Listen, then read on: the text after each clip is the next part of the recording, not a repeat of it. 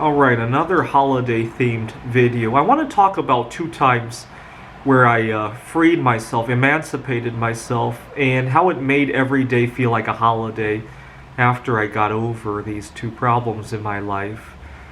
When I was working on my PhD, I had a problem with a relationship with a girl. I had a girl who was using me financially and also spiritually, and I almost dropped out of school as a result. And part of the reason I stayed with her after all that had gone wrong was because I didn't realize life could go on without a girl. Didn't realize, I didn't know how to go on vacation, how to go on a date, or go to the movies, right? Or just go to a school event, right? Graduation, or go to a classmate's graduation, right? Without a girl with me there. And so I was scared to death when I broke up with her. I thought my life was over. Now, 2 weeks after we had broken up, there was a coin show that I wanted to go to, and I almost didn't go to the coin show. But I woke up, it was a Sunday morning, and I woke up, weather was very nice, and I got on my bicycle because my car was broken. I was spending all my money on the girl and not taking good care of my car. So I got on my bicycle, and before I knew it, I was at the coin show, and I had a good time. And when I got home that night, I realized that everything I thought I needed a girl to do, I could do it without. So I started going to new restaurants, going to see new movies without the girl, going on vacation without the girl. That summer I went on a trip to New York City. I was living in Rochester, New York. And not long after that, I got over my fear of flying. I had developed a major fear of flying after 9/11, which I never really addressed because I didn't have a girl to travel with anyway. And so I remember not after I broke up with that girl, for many months after that, every day I woke up, I was like, yay, what am I going to enjoy today? Get yay, in another good relationship with myself today. And I described that as a solo-sexual relationship.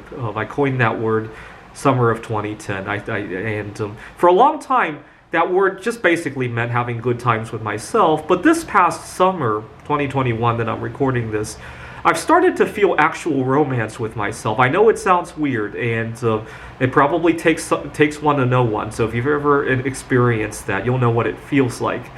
But for example, when I was in Phoenix earlier this summer, I was listening to the radio.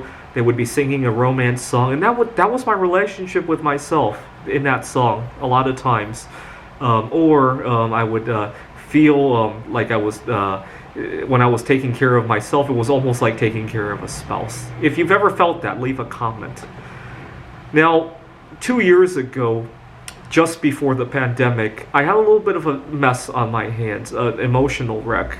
What had happened was a friend of mine that I had known since kindergarten, he had passed away. He had a drug problem.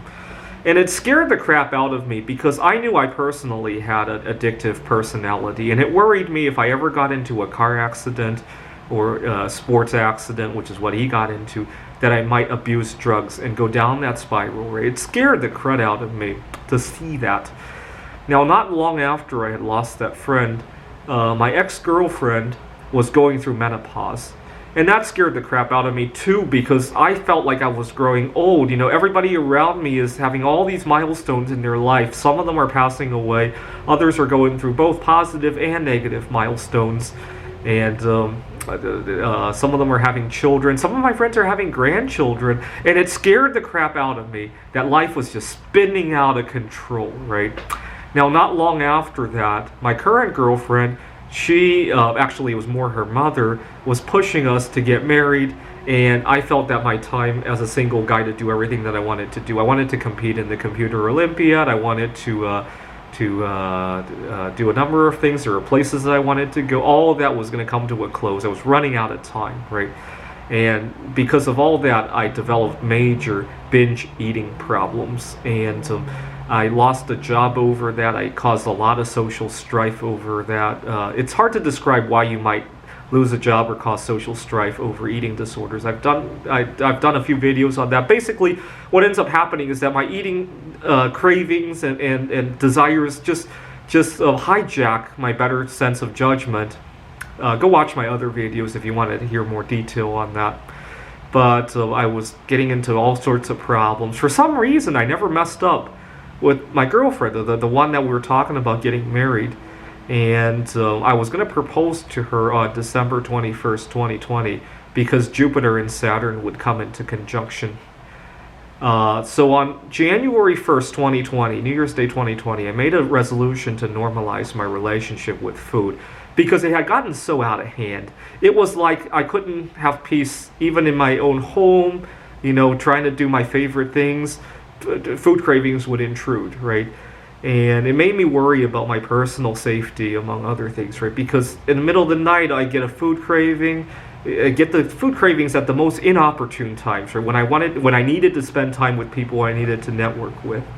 Now, that first day of the resolution was really tough. I was going to go on a 48-hour fast, and I had to hide my food because I would accidentally reach for something before I knew it. So I hid all my food, but my hands would just reach into midair, like, what am I doing? And so, I went to sleep trying to forget about it. I remember telling myself, if I go to sleep, I'll maybe dream about food, and at least I can enjoy the dream. Went to sleep. I don't think I dreamt about food that first day. I certainly have in the last year and a half, but not that one particular day. I woke up in the morning. I don't know if I recorded a video of my very first fast on New Year's Day. I gotta go back. Woke up that second day. I got this weirdest feeling in the world. I felt a huge sense of peace because I realized that I wouldn't have to be intruded by all these cravings and desires and midnight runs for food and endangering my safety and walking off my job and walking out of a relationship or walking out of having sex with a girl. I have done that, all of those above, over food cravings. And it's a huge burden that's been lifted now that I don't do any of that anymore. And now that I can actually get my tasks done, I want to write a 20-page computer game and it actually gets done and doesn't turn into 18 meals of running out to get food. That's a huge burden that's been washed off of my shoulder. It really is. Anyways, I remember and then not long after that, going out to the store became a much bigger challenge, right? Panic shopping. Often my favorite foods were not available. I remember going to the store, my favorite food's not available. What new food am I going to try today, right? It wasn't like, oh my God, my favorite food is not available, right?